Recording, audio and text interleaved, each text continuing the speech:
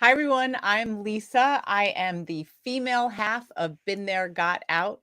I am a state certified domestic violence advocate. My male half is Chris. He's a certified high conflict divorce coach. And together we help people dealing with toxic relationships, high conflict divorce and separations, custody battles, and co parenting hell so that they have the chance of the best outcome both in and out of family court.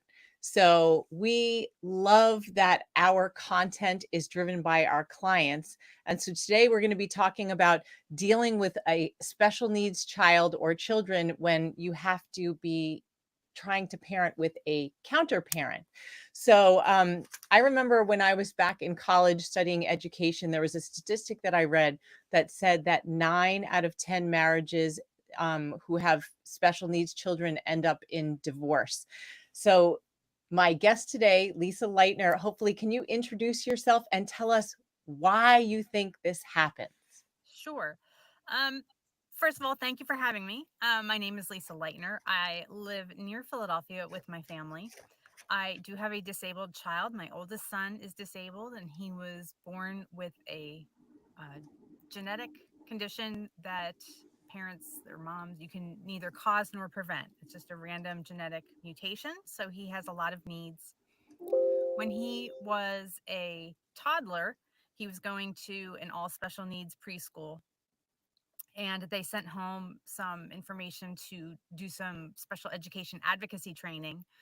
And I said to my husband, like, hey, we're going to have to do this IEP thing for the next 20 years. So why don't I do this training? And from there, it just turned out that I ended up volunteering at an agency to help some families with their IEPs, some low income families. From there, I was hired on part time, and then I don't even remember actually exactly what year, but then I went out on my own. And now most of what I do is actually web based. My main website, adayinourshoes.com, has, 700 articles about, I mean, you name an IEP question, and I've probably answered it on the site, although I do still get surprised all the time with new questions. So that's, it started off as, the mom blog scene back in the early 2010s, if you remember that. And then I just really transformed it into a business. And so now I sell products and I sell training. I host webinars. I also have a podcast called Don't IEP Alone. And that is kind of like the business arm of the website, because I don't want anyone to have to IEP alone, as you would say. Lisa, so Um, can you pause for a second? I'm in education. I know what an IEP is, but I imagine a lot of people listening have no idea. Can you say what an IEP is? You're right, and thank you, because I do speak in acronyms after having done this for so long. IEP stands for Individualized Education Program. It is a federally defined document. The federal government in 1975 passed a monumental piece of legislation called IDEA, or IDEA, and that is the Individuals with Disabilities Education Act. And that is the statute that governs IEPs. But basically, what an IEP is, it's the program of what a child is going to receive because they are not able to access their education as the same way as a non-disabled child. And that would include like certain accommodations that would be different than someone who's not labeled Right. It as. includes accommodations. It includes specific strategies and interventions. It also includes what they refer to as your IEP related services, and related services are OT, PT, speech, What's vision. OT and PT, Lisa? Occupational therapy, physical therapy, speech therapy, vision services if your child is visually impaired, nursing if your child needs a nurse, and counseling. Counseling is a related service on an IEP. So if a child needs counseling at school, there are about 10 or 15 of them. Okay. And what would prompt somebody, like, how would I know if my child would even require an IEP?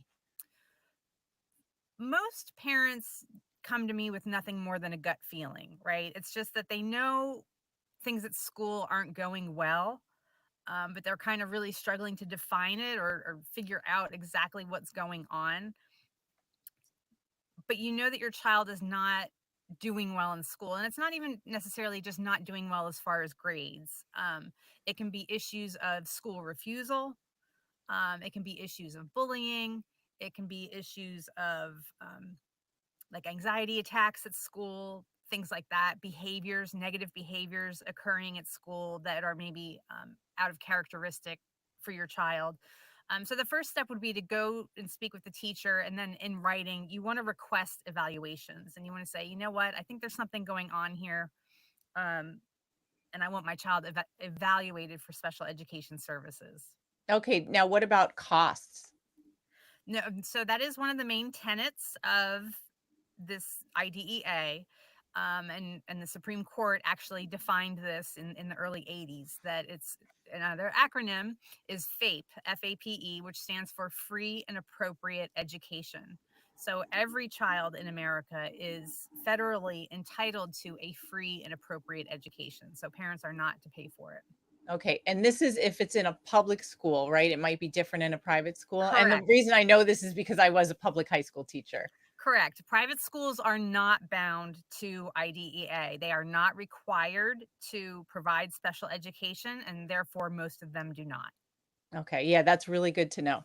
All right, so now let's get to our community. We are talking to people, many of whom have gotten out of and still enmeshed in a relationship with a very difficult ex. And one of the most common things that we see with our people is that once a child has been diagnosed with some kind of special needs or disability, the other parent says, I disagree with this diagnosis.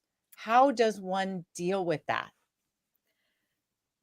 So, probably not going to necessarily like my answer, but this is something that I see frequently in what I do. I've been doing this now, excuse me, since 2011. And it is something as far as couples not agreeing.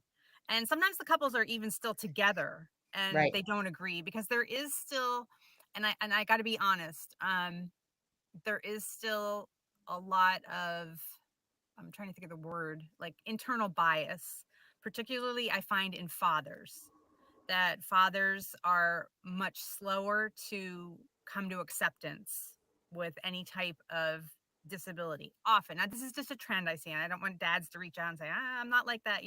No, of course, not every dad is like that. I'm just telling you, as a trend, I see a lot of moms will come to me and they'll say, well, he's struggling in school and he's not paying attention and he's getting into trouble and he's acting out and all these things. And the dads will say, well, he just needs to smarten up, or he just needs to pay attention, or, things like that. So I do find that dads are kind of slower to come around.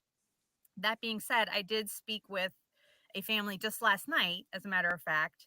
And the wife, the mom, is not, I don't want this to turn into a race or a cultural thing, but in her culture, she's not American by birth. And in her culture, to have a disabled child, in particular to have one with autism, is still very much seen as a shameful thing, Mm. and it's still seen as something that the parents caused to happen and things like that. So she was really struggling with their recent diagnosis of their child. So if you are in those positions, and to add to it that the parents don't get along, as an understatement, I think, with your audience to say that they don't get along, what you really have to do is you have to get it spelled out in your legal custody agreement. Who has educational rights? Who has educational decision making power? Who makes these decisions? Because schools cannot, and really they should not, get involved in these kinds of disputes. It's not up to them to decide who gets to come to the IEP meeting. It's up to the divorce decree or the custody arrangement to just say who's going to do this. Because a common problem that I run into, and I don't have a ton of domestic violence kind of situations, but what I run into a lot is parents are split up, and it's not necessarily volatile, but it wasn't a happy ending. Mhm. And they don't want the new boyfriend or girlfriend coming to the IEP meeting. And so they Mm, say like, "Oh, well, he's inviting her," especially if it's an infidelity issue, right? Like you don't want to see them at this, because IEP meetings for parents who aren't familiar with this process, or if you're new to this process, they're a very emotional experience, right? It's very, you feel very like you don't have any skin on. Like it's a very like, because let's just say you're talking about like all the ways that your child isn't measuring up to their peers, and that's hard information to take in, right? If you're trying to close that gap between your child and their peers.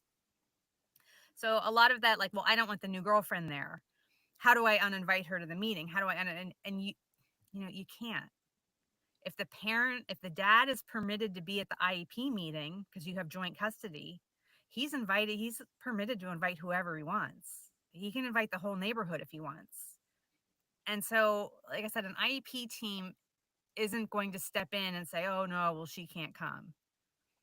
Um, I will say that if a parent and the IEP team are at disagreement over something, and maybe it's like maybe they want to send them to an out of district placement or a self-contained classroom that the parent doesn't want. If the IEP team senses this tension between parents, and one of the parents agrees with them and one of them doesn't, like they're going to use that. They're going to right. use that. And they're well, dad wants this. I don't see why you're not agreeing to it.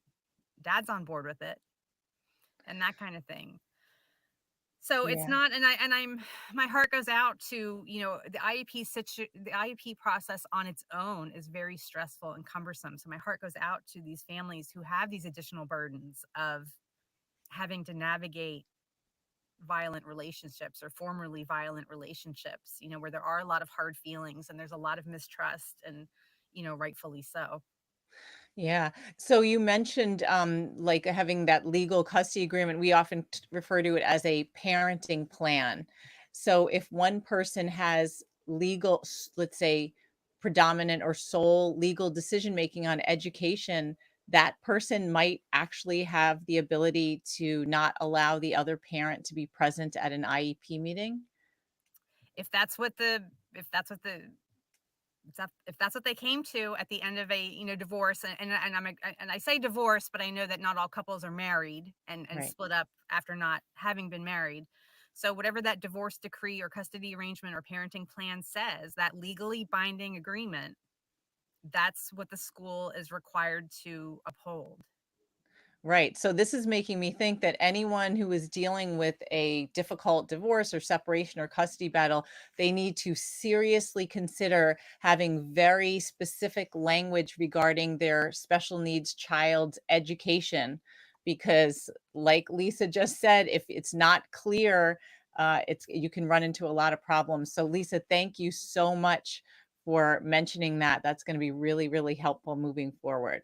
It is. And it creates more issues with parents and schools, because parents are looking to the school to help them, and it's like that's not an IEP issue. Like I get it that we're talking about the IEP, but what we're really talking about is educational decision making, and Right. And responsibility. just like medical responsibilities and all that. That's what we're really talking about here, and that's not an IEP issue. Right. So let's say I'm in that kind of situation and I'm at a team meeting and my ex is there and we don't agree. How much authority does the school have if it's joint legal? If the school is recommending these are the accommodations that should be made for this child and that one parent doesn't agree, what do they do when it's joint legal?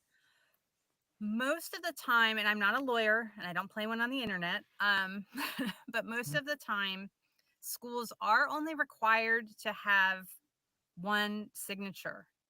really? Yes. Wow. So again, if that's something that, all these decisions have to be jointly agreed to, that's something that the school needs to be made aware of. Because the other thing, the other flip side of it is that I've also run into situations where parents had joint custody, joint decision making power, and the relationship wasn't great, but it wasn't volatile. And the IEP team, when they send out the invitation, they only have to send it out to the address on file. Real so Unless, the primary right, the residential primary parent. residence, whatever's on file. So if you're not keen on speaking to your ex all that often, and you get this invitation, email, mail, whatever, you might just like, you just don't feel like talking to him. So you're like, whatever, I'm sure the school will send him an invitation. But what if they don't?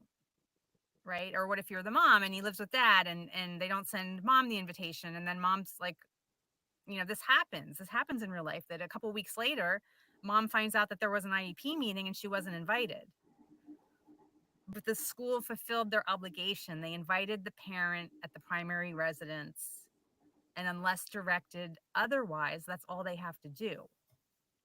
That is really helpful because I know in our world, when that happens, nobody can blame the school, but they can blame their ex, especially if they have joint legal decision making and they're both supposed to have the same access to records. So I'm so glad that you mentioned that because I know that alone is a lot of people are going to take that note down and pay Yeah. close attention. So Yeah, thanks again yeah, for let that. let the school know. If both parents are to be invited, you need to let the school know. Okay, great. All right, let me throw something at you that just came up the other day with one of our clients.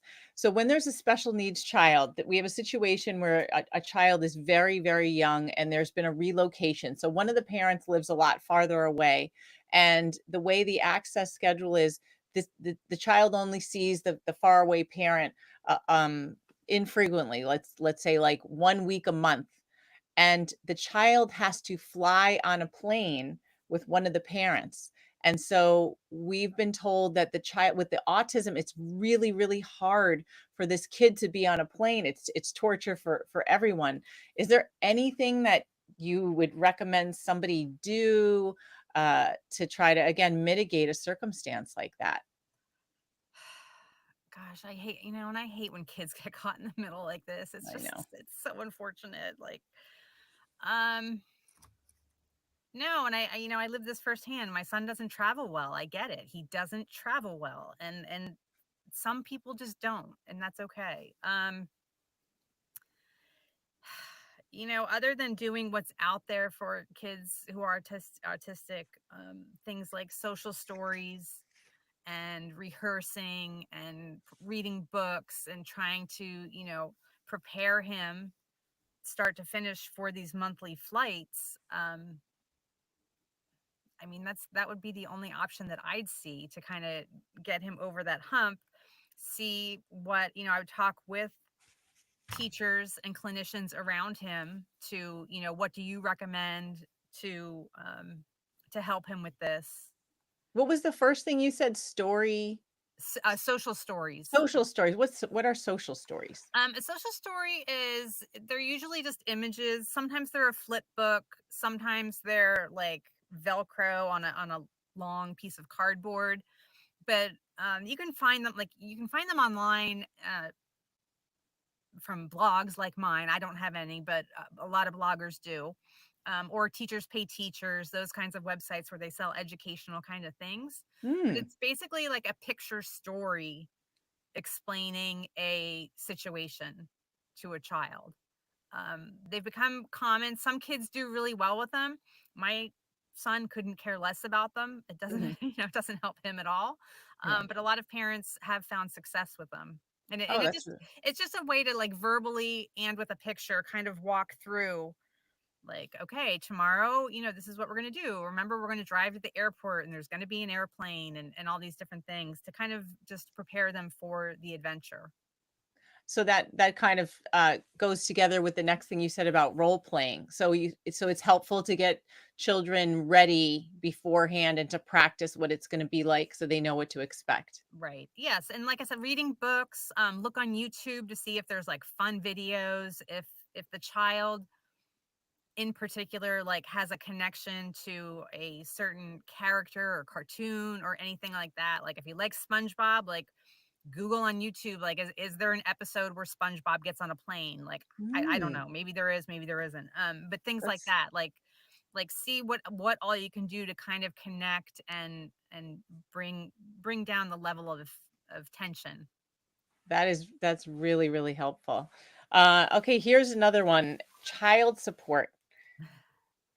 With special needs kids, Hmm. there's been issues where sometimes the person still requires needs and aid past the age of 18. I know in a number of states, child support goes not only till the age of 18, but until the child graduates high school.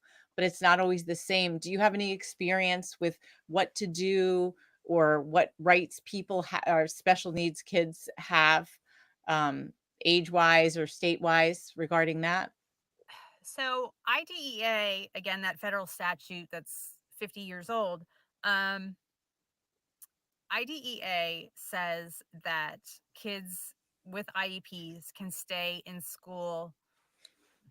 It says up to 21 inclusive. Some states have interpreted that a little bit differently. Um, but you're looking at somewhere in most states, 20 to 22 years old, the child can stay in school. I also believe that, as far as I know, this it hasn't been overturned yet. Not for lack of trying. Of course, the Congress has repeatedly tried to overturn ACA or Obamacare, and that has a provision in it that an adult child can stay on their parents' insurance until 26. Mhm. So you should, as far as that, you'd quote unquote be getting considered a child or still a student anyway until they leave the school system, which I believe most states have followed suit, as far as that goes. Now, when a child does exit the public school system, it varies tremendously state by state as far as what is available, as far as funding, programs, living options, career job options, stuff like that. That varies tremendously from state to state. And in some states, there's virtually nothing. And the parent is just expected to pick up all the slack. Mm. And some states have very thorough and robust programs for disabled adults. Do you know which states have the really good programs versus the really bad ones off the top of your head? Generally, you're going to find it in the like more densely populated, but also known as the more expensive to live in states: New York, New Jersey, California, Pennsylvania, Illinois, and places like that. Oh, that's good Um, to know because that's where we also have a number of our clients. right. So that's where you tend to find this stuff. Now, that being said, yes, Pennsylvania, and that's where I live. Pennsylvania has some very decent programs. We also have a 10-year wait list for them. Oh, boy. So even if there's decent programming, you might run into other options. But disabled adults can apply for. It's not a guarantee that you're going to be receive it, but you can apply for Social Security as a disabled adult. So that might be one option for parents. Okay. Here's another thing that's come up a few times, guardianship. So, what ideas do you have with that when you've got two parents completely on opposite pages? And that's changed a lot in recent years. The pendulum has really swung. It used to be, guardianship, and that if you had a disabled adult child, you got guardianship, and that was it as the parent, right? The parent or an older sibling, something like that. However, guardianship does take away a person's autonomy, and that's a big deal, right? That's a really big deal to take away someone's autonomy and decision making power over themselves, right? This is not something to be entered into lightly. And so we did have a lot of disabled adults who were self advocating and saying, I can do a lot of stuff for myself. Like, I don't need someone to make all my decisions for me. So the pendulum is kind of swinging back the other way to where disabled adults do have more rights or more recognized rights than they did, even just a decade ago. Guardianship is a lengthy process. It requires an attorney. It is several $1,000s. You do have to go to court, and you do have to demonstrate that this person cannot make decisions for themselves, that they do need someone to um, to make to have guardianship. But the thing is that now there's different levels and there's supported decision making. And that's a term that's getting a lot more buzz. And it's called supported decision making, where maybe you just get, a joint bank account to where two adults have to sign off on any purchase over $500, or, um, things like that, so that the person doesn't necessarily have to give up all their autonomy, all their independence, so to speak. But I've had it explained to me by an attorney who does this for a living. And he said, adults are allowed to wander the planet, of free will, right? We're allowed to go out and walk around and go wherever we want as human beings. So if you do have an adult who tends to wander, or what they call it in the autism world is elope, um, there's not a there's not an obligation to go look for them. If nobody has guardianship over your adult child, they wander away from the home. Well, they're allowed to do that. They're an adult. Adults can go wander around their community. So there can be some safety issues to consider. Mhm. I had a friend, and I had been telling her this for a long time, to do these, put some of these measures in place. And her adult son, he was in his early 20s at the time. He ended up in a mental hospital with an involuntary hold, right? A 72-hour hold, which, Mhm. I'm sure in your world you've heard of those.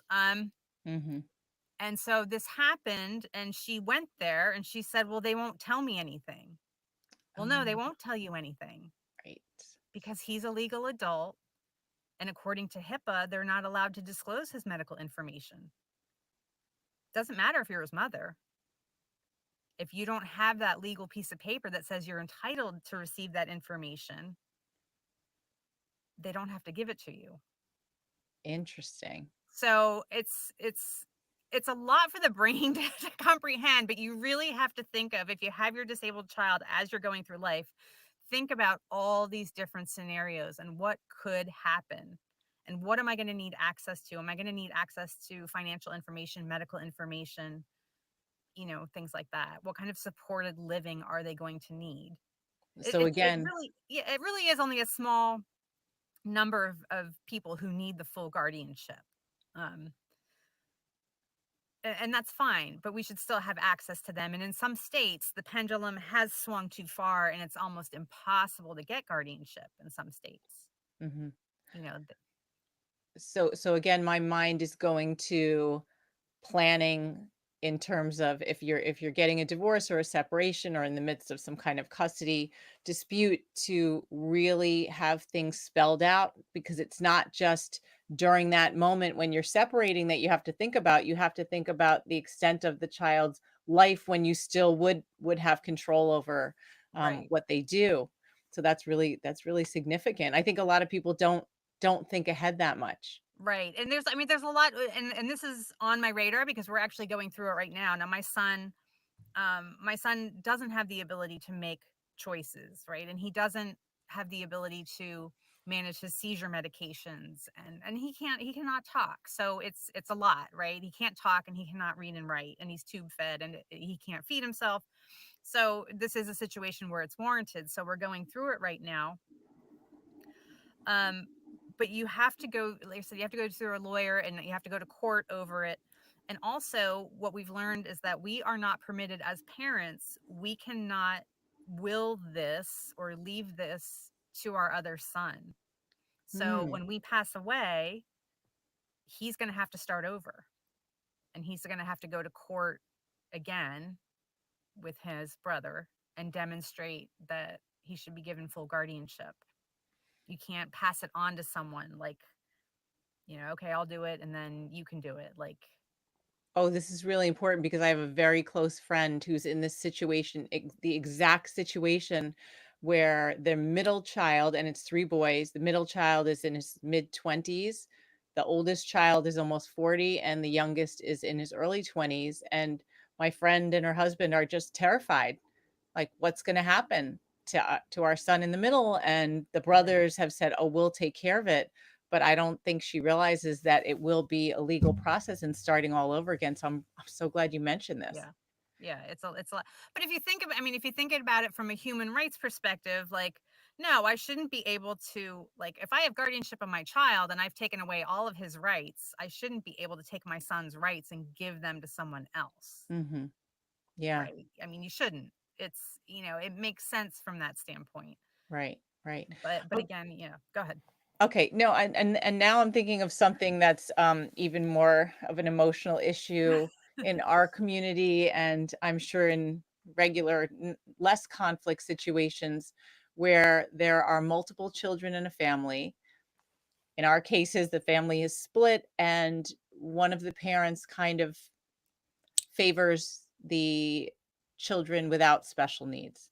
How do you deal with that when a special needs child is aware enough to realize that the parent really has kind of discarded them, almost like they discarded the other parent, or just isn't really interested, and there's a lot of favoritism? How can you communicate that? I know this is like a rhetorical question. Yeah, I don't know. I mean, other than, and I know that not everybody has the means to do so, but finding a good child psychologist that deals with this kind of stuff, because that's a I can't say the word on podcast what I really want to say, right? Yeah, I know what you mean. I won't say it because you'll have to bleep it out.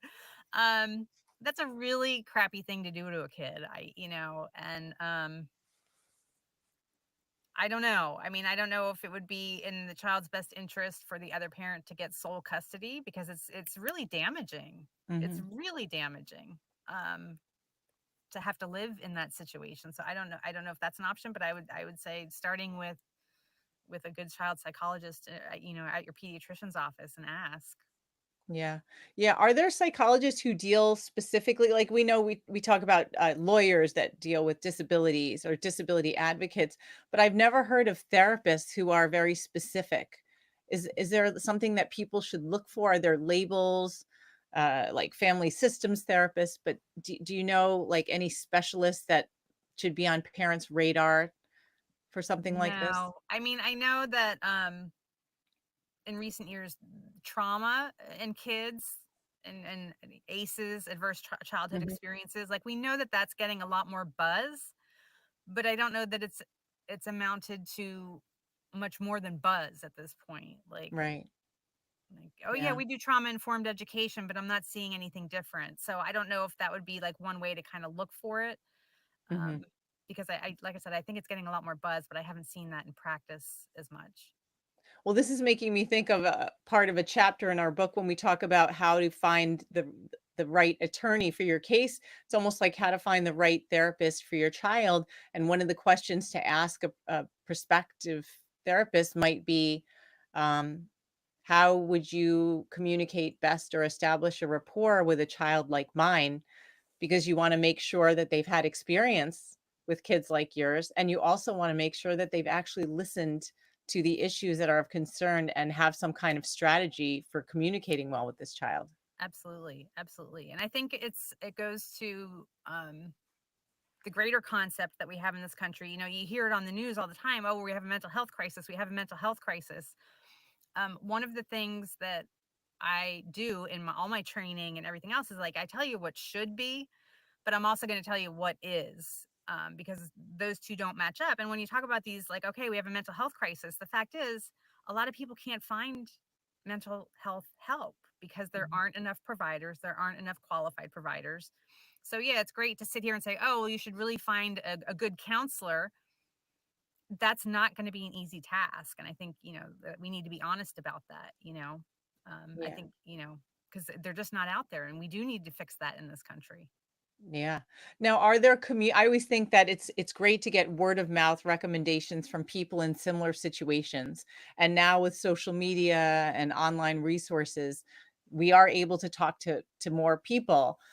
Are there certain communities that you would recommend where people can go to get some general support or resources? I don't, just because I'm in touch with so many different people and disabilities and parts of the country, and I've worked with a lot of families who live in really remote areas where it doesn't matter what you mention, it's not going to be available to them Mhm. because they live 75 miles from the nearest town. You know Yeah. what I mean? Um, I would say listen, but do your own research and don't rely on their interpretation, their opinion, whatever, because unless it's a really good friend that you see in person and you see their kid and all that, and you know them, or maybe it's a coworker or something like that, you don't know what their kid has. You don't know what, and I think we've gotten too comfortable in not realizing that what people put on social media is such a narrow view Mhm. of, a couple of sentences of, oh, I liked this doctor and it went really well and he's great.